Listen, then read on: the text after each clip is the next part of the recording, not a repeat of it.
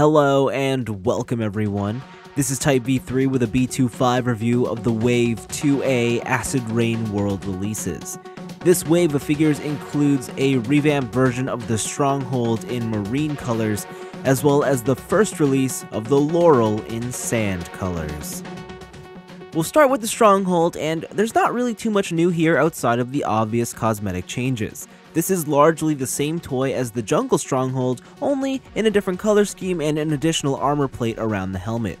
It can perform both modes, tank or mecha, and it still includes a pilot figure with a rifle. I will say, however, that this is by far my favorite colorway of the Stronghold to date. With that out of the way, let's focus on the more exciting of the two releases here, the Laurel in 88th sand colors. It's essentially a mech suit with a somewhat utilitarian and post-apocalyptic design. Sculpting is smooth, with the plastic choices offering nice textured patterns. The metallic painted details contrast the muted tones to great effect, and the small labels and insignias help complete the overall look.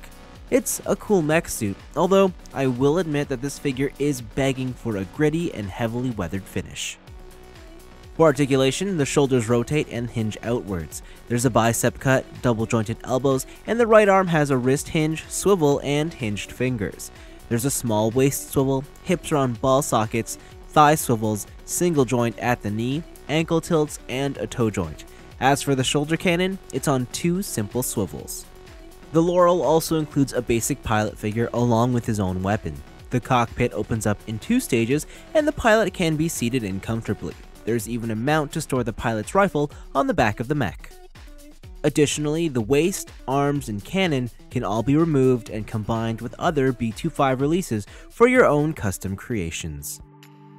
Wave 2A serves up two more solid entries into the Acid Rain world of toys. You get the already great Stronghold in what I think is the best colorway to date, as well as the uniquely designed Laurel, a mecha that drops the toy line's unique transformation gimmick in favor of a more traditional action figure.